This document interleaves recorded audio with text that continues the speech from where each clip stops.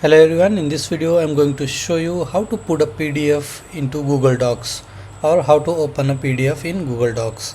So first of all, open up any web browser, then you need to go to the Google Drive website. Okay, so open up drive.google.com and sign into your account. So as you can see, I am already signed into my account, and now what you need to do is click on plus new,